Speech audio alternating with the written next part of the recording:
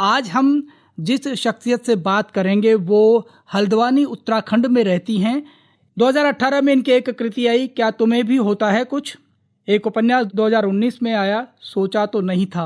एक काव्य संग्रह 2020 में आया, दस्तक लफ्जों की। और इसके अलावा ये हिंदी में लिखती हैं, उर्दू में लिखती हैं, सिराइकी में लिखती हैं, बचुवाली में लिखती हैं और लेखिका होने के साथ साथ एक बेहतरीन गायिका भी हैं। कई सारे पुरस्कार इनको मिले हैं। कुल्लू व्यंग्य यात्रा द्वारा इनको सम्मानित किया गया। दिल्ली जयपुर सिराइकी मुशायरा 2017 में इनको सम्मानित किया गया। मातृमंडल सेवा भारती सम्मान 2017 इनको मिला। संस्कार भारती सम्मान 2017 और इसी तरह के बहुत सारे पुरस्कार इनको मिले हैं अलग अलग समय पर और विभिन्न कलाओं में दक्ष गृहिणी है। पाक कला भी बहुत अच्छी करती है, जाहिर सी बात है। 25 दिसंबर 1970 को ये पैदा हुई और नाम है इनका सौम्या दुआ, हल्द्वानी में रहती हैं। सौम्या जी, आपका स्वागत। कहेंगे कि आपने एक संस्था भी चला रखी है, मेरा हक मुझे दो। ये हक मांगने की जो बात है, औरत अपना हक मांगती है, मेरा हक मुझे दो, व्यक्ति अपना हक मांगता है, बच्चा अपना हक मांगता है या लेखक अपना हक मांगता है? ये औरत अपना हक मांग रही है इसमें, मुझे मेरा हक दो। जिंदगी के बहुत संघर्षों के बाद कुछ ऐसा हुआ मेरी जिंदगी में पति के जाने के बाद, तो मुझे इस संस्था को लाना पड़ा कि मुझे मेरा हक दो। बाकी औरतों के लिए बहुत कानून है जो कार्य कर रहे हैं। कुछ घर के अंदर छुपी बातें होती हैं तो बड़े से बड़े घर में हो जाती हैं और औरत बोल नहीं पाती, कभी संस्कारों के चक्कर में, कभी सामाजिक तौर पे। तो उन बातों के लिए मैं लड़ती हूँ। पहले मैं काउंसलिंग करती हूँ उनकी, कई जानें बचाई हैं, उनको मोटिवेट किया है, काउंसलिंग करती हूँ, परिवारों की काउंसलिंग करती हूँ, इस तरीके से बचाने की कोशिश करती हूँ। बस ये सोचती हूँ कि जो मैंने संघर्ष किए हैं, अगर मैं बची हूँ, मैंने आत्महत्या नहीं की, तो कोई और भी ना करे, क्योंकि जिया जा सकता है। चलिए सौम्या जी, शुरुआत हम कार्यक्रम की करते हैं आपकी साहित्य की यात्रा से। आपकी जो साहित्य की यात्रा है, क्योंकि आप हिंदी में लिखती हैं, उर्दू में लिखती हैं, मुल्तानी जो सिराई की बोली है उसमें भी आप लिखती हैं, अलग अलग तरह की बोलियों भाषाओं में लिखना, चाहे वो कविता लिखें, कहानी भी आप लिखती हैं, उपन्यास आपका है, किस तरह से सामंजस्य बिठाती हैं और किस तरह से शुरुआत हुई आपकी? जब मैं स्कूल में थी तो 8th क्लास, छोटे में तो मैं बहुत गाने गाती थी, जो भी मिलते थे, स्कूल के मिलते थे या फिल्मी होते थे, जो हमारे फंक्शन होता था हर हफ्ते का, तो उसमें मेरे को गाने का मौका मिलता था। फिर जब मैं 6th क्लास में आई तो मेरी प्रिंसिपल दूसरे स्कूल में थी, तो वो मुझे कोई भी रचना दे देती थी, ये रचना 2 मिनट में तरन्नुम में करके गानी है। और वो कभी महादेवी वर्मा जी की, कभी निराला जी की, जब जैसे जैसे उन्होंने दिया मुझे, तो मैं उसको 5 मिनट में तरन्नुम में करती थी और मुझे वो स्टेज पे गाना पड़ता था। तो मेरे को पता नहीं मैं कैसे करती थी, लेकिन तब करती थी। फिर उसमें संचालन बहुत मिलता था मुझको स्कूल में, तो संचालन में मेरा बस एक मोटिव रहता था कि जिसका जो प्रोग्राम है मैं उसको सुनूं और उसके ऊपर कविता रच के मैं तब उसको बोलूं, तब वो प्रोग्राम होगा। पता नहीं लिखने का वहां से जज्बा हुआ, कुछ मेरे पापा बोलते थे तुम लिखो, तो शायद वो अंदर बीज डला हुआ था मेरे अंदर। ऐसे ही वक्त गुजरता चला गया। कहते हैं कि जब आपके अंदर एक बीज दबा हो, उसे अंकुरित होना बहुत जरूरी है, तो ऐसा हुआ। 46 साल की उम्र में मैंने दोबारा जिंदगी शुरू की, दोबारा लिखना बहुत तरीके से शुरू किया। फिर मैं नहीं रुकी, तो अभी तक तो नहीं रुकी और शायद रुकूंगी भी नहीं। रुकना भी नहीं चाहिए और आपको रुकना नहीं है। ये प्रकाशित कृति है, क्या तुम्हें भी होता है कुछ, ये कविता संग्रह है या क्या है? काव्य संग्रह है सर, हर विधा में ये काव्य संग्रह है। इसमें बहुत सारी बातें हुई, क्या तुम्हें भी होता है कुछ के लिए, लेकिन ये आपके एहसासों की बात करती है। वो एक औरत के अंदर जो एहसास होते हैं, लम्हे इंतजार के, धड़कनों का धड़कना, क्या तुम्हें भी होता है कुछ। तो ये अपने पति से ही समझ लीजिए, एक औरत अपने प्रेमी से पूछती है क्या तुम्हें भी होता है कुछ, कि सिर्फ मुझे ही हो रहा है मोहब्बत, सिर्फ मुझे ही हो रही है, तुम्हें भी। इस तरीके की कविता है चलिए ये एक मोहब्बत है, और मोहब्बत सबको कभी भी किसी से भी होती, चाहे खुदा से हो, चाहे पत्नी से हो, प्रेमिका से हो, माँ से हो, भाई बहन से हो। दिल तो धड़कता है। आप कभी भाई बहन हो तो भी सोच लीजिए, कभी तो दिल धड़कता है ना कि ये मेरी बहन है, कुछ अच्छा कर गई। तो ये है, क्या तुम्हें भी होता है कुछ। अच्छा सौम्या जी, एक बात बताइए कि अमूमन ये कहा जाता है कि लेखक चाहे वो कोई भी हो, स्त्री पुरुष इसमें कोई अंतर, लेखक जो है वो उसके संवेदनाएं कहीं ना कहीं भीतर दबी होती हैं या वो सामने देखता है और उन्हीं संवेदनाओं को वो अभिव्यक्ति देता है। लेकिन कहीं ना कहीं ये प्रेम जो शब्द है, क्या लेखक उसकी अलग तरह से व्याख्या करता है या एक इंसान होने के नाते सहज भाव में ही चलता है? जो पीछे का वक्त है उसमें वो थोड़ा सहज भाव से चलता था, लेकिन आज का समय जो आ चुका है, आज के कवि भी बहुत खुल के बात करते हैं।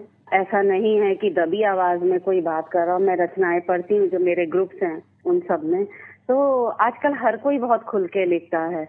लेकिन हाँ, कई लोग तो बहुत ही क्या कहूँ, उनके शब्दों का चयन मुझे अब पर्सनली कहूँ नहीं समझ आता। देखती हूँ हर एक अपना तरीका है लिखने का, हम किसी को रोक नहीं सकते, किसी को कुछ कह नहीं सकते। लेकिन आज ये देखा है कि हर कोई बहुत खुल के लिख रहा है, कोई किसी में कमी नहीं है इस मामले में कि वो दब के लिखे, चाहे वो कवि हो चाहे वो कावित्री हो। लेकिन एक मर्यादा होती है, शब्दों की एक मर्यादा होती है, सामाजिक मर्यादा होती है, व्यक्तिगत मर्यादा होती है। उन मर्यादा के भीतर रह करके खुलापन अच्छा लगता है। लेकिन क्या जिसको हम अब संस्कृति की बात कहें या एकदम जिसको आप खुल के कह रहे हैं, खुल के बोल रहे हैं लोग, क्या वो एक लेखक के लिए अनिवार्य है या उससे बचना चाहिए? खुल के लिखना बुरा नहीं होता, अपनी बात को कहना, हम भी लिखते हैं, मोहब्बत बहुत लिखते हैं, दूसरी चीजें भी लिखते हैं, तो खुल के लिखना बुरा नहीं होता है। लेकिन शब्दों का चयन आप आकर्षित करने की तो लिख देते हो कि मेरी कविता जो है सबकी नजर में आ जाएगी, पर शायद वो बहुत दिन तक नहीं रहती, फिर उसमें वो बात नहीं रहती है। यूँ तो खुल के कहने का शौक रखता हूँ, मगर शब्दों में कहीं ना कहीं मैं तमीज रखता हूँ। बिल्कुल, बहुत जरूरी है। तो ये शब्दों में तमीज रहना बेहद जरूरी है। बिल्कुल। उपन्यास आपका आया 2019 में, सोचा तो नहीं था। जी। क्या नहीं सोचा था आपने?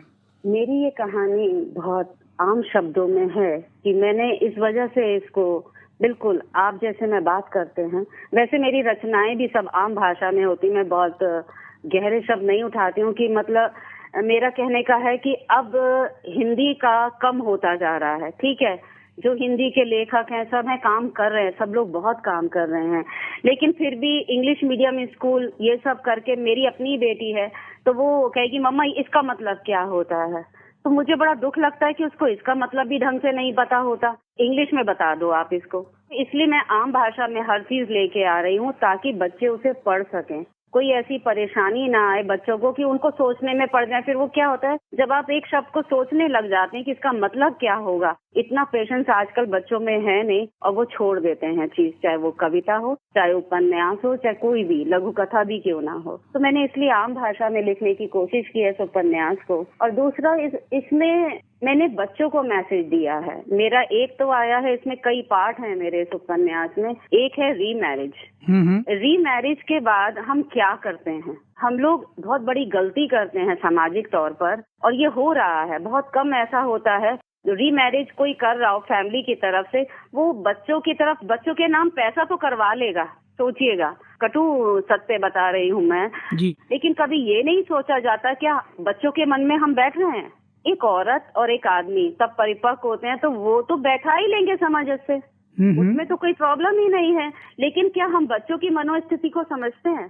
बिल्कुल, ये उपन्यास आपका जो आया है, सामाजिक जो कुछ परेशानियां होती हैं, सामाजिक एक मंथन की आवश्यकता होती है, चाहे वो वैवाहिक जीवन हो या पुनर्विवाह की बात हो या दूसरी तरह की जो बातें हों, उनपे आपने इसको केंद्रित किया है। जी, और एक मोहब्बत लेके आई हूँ कि क्या एसिड फेंक दिया, ये सब कर दिया, तो मैंने उसमें दिया है एक मैसेज, मोहब्बत जरूरी नहीं कि मिल जाए। ये तो पहले भी कहा गया, मोहब्बत किसी को मुकम्मल नहीं मिलती है ना। तो मोहब्बत जब मुकम्मल मिलती नहीं है, पहले तो इस लाइन को अंदर भर लीजिए और मिल जाए तो ये आपका नसीब है। बिल्कुल बिल्कुल। और उसके बाद अगर मोहब्बत नहीं मिलती है तो वो कैसी मोहब्बत जो एसिड फेंकवा देती है, फिर मैं उसको मोहब्बत नहीं कहूंगी ना, फिर तो ये हवस है। तो देखिए, ये बिल्कुल, क्योंकि इंसानी जज्बातों की बात है और इंसानी जज्बात जो होते हैं वो प्रेम कुछ अलग होता है और जज्बातों से खेलना अलग होता है। आपके एक और कविता संग्रह है दस्तक लफ्जों की। जी जी जी। और साझा व्यंग्य संग्रह भी आपने, तो आप व्यंग्य भी लिखती हैं, कविताएं भी लिखती हैं। आज यदि हम व्यंग्य की बात करें तो आज के लेखकों के बीच में व्यंग्य इतना ज्यादा प्रचलित नहीं रह पाया है जितना पहले व्यंग्य लिखे जाते थे। हरिशंकर परसाई की बात करें या मनु भंडारी ने भी अपनी कहानियों में काफी चुटीले व्यंग्य भी डाले हैं, और भी दूसरे लेखकों ने लिखे। आजकल इतना व्यंग्य का जो लेखन से पीछे क्यों हटे लोग? मैं पीछे हटने को तो नहीं कहूंगी सर, आप हर पेपर में हर जगह व्यंग्य देख लीजिए। लेकिन वो स्तर नहीं मिल पा रहा है जो जैसे हरिशंकर परसाई बिल्कुल वो किसी तरह से भी बात को अपनी कह के, और बहुत अच्छा व्यंग्य होता था। वही कह रही, वो चोट मार के निकल जाते थे। जितना मैंने समझा है, मैं ज्यादा नहीं व्यंग्य मैं कम लिखती हूँ, लेकिन वो भी तब लिखती हूँ जब बिल्कुल मुझे लगता है कि हाँ इस पे अब उतर जाए। मतलब हर रोज का लिखना कोई जरूरी नहीं होता।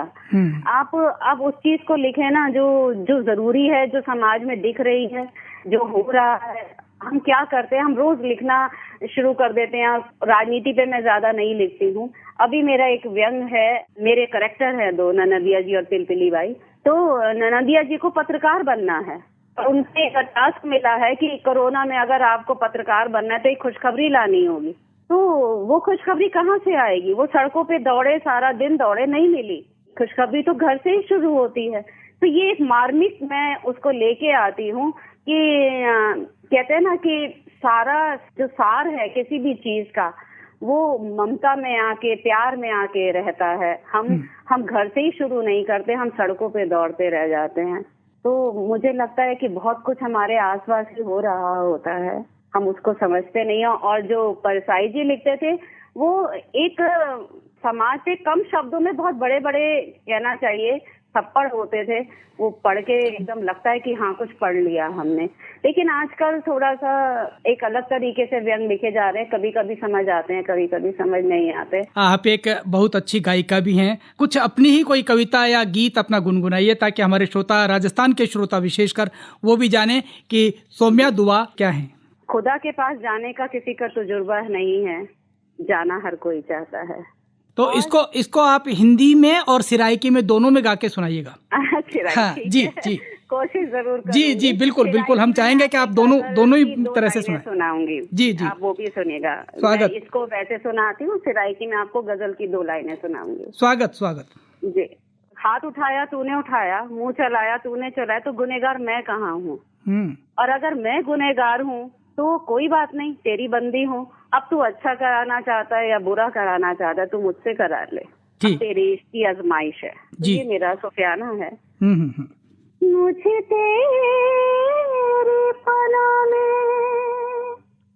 आने का तो जज्बा तो नहीं, तेरे संग रहने की ख्वाहिश है।